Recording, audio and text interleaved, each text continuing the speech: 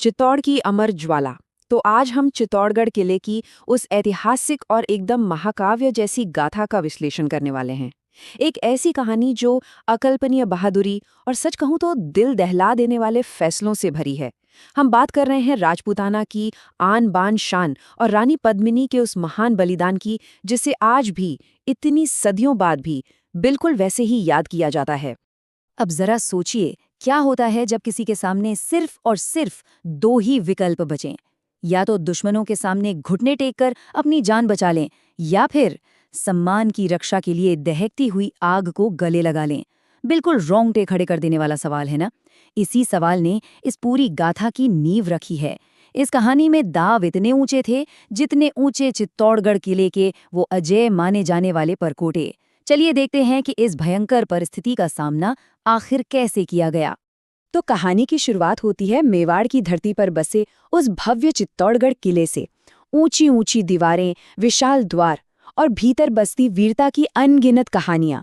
यहाँ शासन करते थे राजा रतन सिंह और उनकी रानी थी पद्मावती, जिन्हें रानी पद्मिनी भी कहा जाता है। हमारे जो स्रोत हैं ना, वो बताते हैं कि रानी पद्मिनी केवल अपने रूप में ही नहीं, बल्कि अपनी तीक्ष्ण बुद्धि और अदम्य साहस में भी बिल्कुल अद्वितीय थीं। कहा जाता है कि वे सिंघल द्वीप की राजकुमारी थीं, जिनके मन में अपने राज्य और पति के प्रति एक अटूट निष्ठा थी। और यहीं से एक बहुत ही ऐतिहासिक टकराव आकार लेता है। देखिए, एक तरफ है रानी पद्मिनी, जो अपने राज्य और सम्मान के प्रति पूरी तरह से समर्पित है, और दूसरी तरफ है दिल्ली का शासक अलाउद्दीन खिलजी। जब खिलजी ने रानी के सौंदर्य के बारे में सुना, तो उसके मन में एक ऐसा लालच, एक ऐसा अभिमान जाग उठा कि वो बस किसी भी कीमत पर उन्हें पाना चाहता था। यह रानी की निष्ठा और एक शासक के बेहद खतरनाक लालच के बीच का सीधा टकराव था, जिसे हमारे स्रोत बहुत ही स्पष्ट रूप से हमारे सामने रखते हैं। चलिए अब इस घटनाक्रम पर नजर डालते हैं कि ये टकराव असल में युद्ध में कैसे बदलता है। पहले दिन खिलजी अपनी विशाल सेना लेकर दिल्ली से निकलता है और चित्तौड़गढ़ के बाहर आकर डेरा डाल देता है। कई दिनों तक, जी हाँ, कई दिनों तक वो किले को घेरे रहता है। लेकिन चित्तौड़ के वीर हार कहाँ मानने वाले थे। अब जब ताकत से काम नहीं बनता, तो खिलजी अपनी रणनीति बदलता है। वो छल का सहारा लेता है और एक समझौता भेजता है कि वो केवल रानी की एक झलक देखना चाहता है और फिर शांति से वापस लौट जाएगा। अब यहाँ जो बात समझने वाली है वो ये है कि राजा रतन सिंह ने आखिर इस प्रस्ताव को माना क्यों। दरअसल उन्होंने राजधर्म और अतिथि सत्कार की उस पुरानी परंपरा का पालन किया, लेकिन एक शर्त भी रखी। शर्त ये कि खिलजी केवल एक दर्पण में रानी की परछाई देखेगा। पर यही दर्पण आगे चलकर वो जाल बन गया जिसने सब कुछ बदल कर रख दिया। जैसे ही खिलजी ने दर्पण में रानी की वो झलक देखी ना, उसकी लालसा शांत होने के बजाय और ज्यादा भड़क उठी। राजा का राजधर्म ही उस क्षण उनके लिए एक बहुत बड़ी कमजोरी साबित हुआ।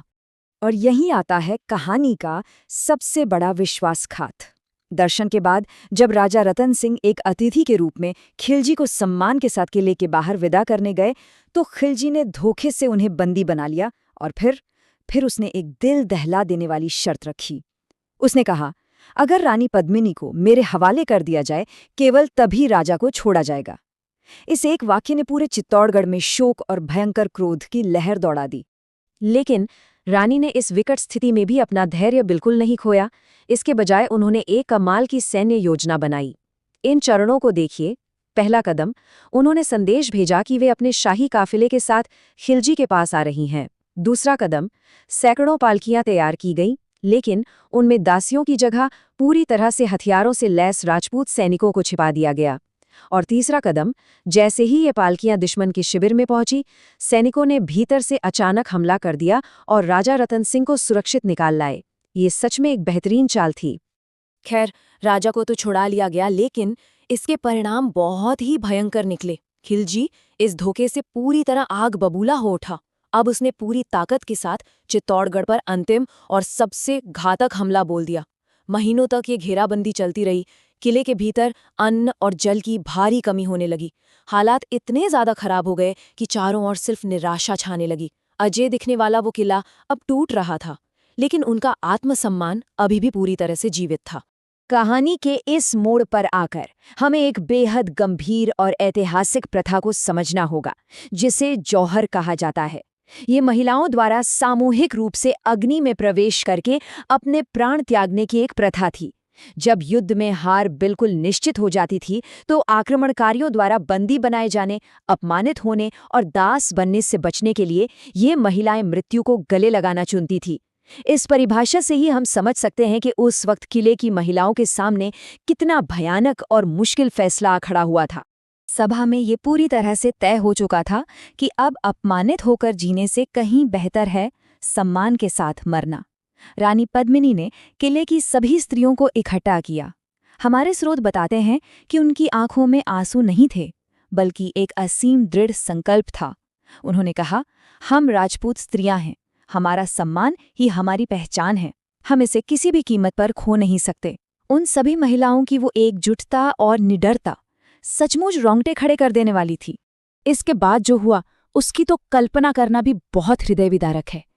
किले के भीतर एक विशाल अग्निकुंड तैयार किया गया। हजारों स्त्रियां केसरिया वस्त्र पहने हुए, अपने हाथों में दीप लिए हुए, एक एक करके उस धधकती हुई अग्नि में प्रवेश करने लगी। और इस पूरी प्रक्रिया में सबसे आगे कौन था? खुद रानी पद्मिनी, बिल्कुल शांत, दृढ़ और एकदम निर्भीक। अग्नि की लपटें मानो आसमान छू रही थीं और उन लपटों के साथ चित्तौड़ की महिलाओं का ये अमर बलिदान हमेशा हमेशा के लिए इतिहास के पन्नों में दर्ज हो रहा था। अब जौहर के साथ ही जुड़ा हुआ एक और पहलू है, जिसे साका कहा जाता है। देखिए, जौहर जहां महिलाओं का बलिदान था, वहीं साका पुरुषों का। ये वो अंतिम निर्णायक युद्ध होता था जिसमें योद्धा केसरिया बाना यानी केसरिया वस्त्र पहनकर दुश्मनों पर टूट पड़ते थे। साका करने वाले ये योद्धा बहुत अच्छे से जानते थे कि वे अब वापस लौट कर नहीं आएंगे। उनका एकमात्र उद्देश्य बस बिना किसी डर के लड़ते हुए अपनी मातृभूमि के लिए वीरगति को प्राप्त होना था। और ठीक इसी परंपरा का पालन करते हुए चित्तौड़गढ़ के वो विशाल द्वार अंततः खोल दिए गए। केसरिया वस्त्र पहने राजपूत वीर एक विशाल दुश्मन सेना पर पूरी ताकत से टूट पड़े। स्रोत हमें बताते हैं कि उनके चेहरों पर रत्ती भर भी भय नहीं था, बल्कि अपनी मातृभूमि के लिए प्राण न्योछावर करने का एक अद्भुत गर्व था। वे तब तक लड़ते रहे जब तक कि किले का एक एक रक्षक वीरगति को प्राप्त नहीं हो गया। ये एक ऐसा युद्ध था जहां जीतना तो उद्देश्य था ही नहीं, उद्देश्य था अपना सर्वस्व न्योछावर कर देना। जब अलाउद्दीन खिलजी अंततः किले के अंदर पहुंचा तो उसे क्या मिला? कुछ नहीं, केवल राख और एक खौफनाक सन्नाटा। रानी पद्मिनी और चित्तौड़ की वो स्त्रियां उसकी पहुंच से हमेशा के लिए बहुत दूर जा चुकी थीं। तो अंत में एक बहुत गहरा सवाल पीछे छूट जाता है। अगर कोई आक्रमणकारी किले के द्वार तोड़ भी दे, लेकिन उसे राख और सन्नाटे के सिवा कुछ न मिले, तो चित्तौड़गढ़ के उस युद्ध को असल में जीता किसने? इस महान बलिदान और रानी पद्मिनी की इस अमर गाथा के इस विश्लेषण को इसी विचार के साथ हम यहीं विराम देते हैं। सोचने वाली बात है ना?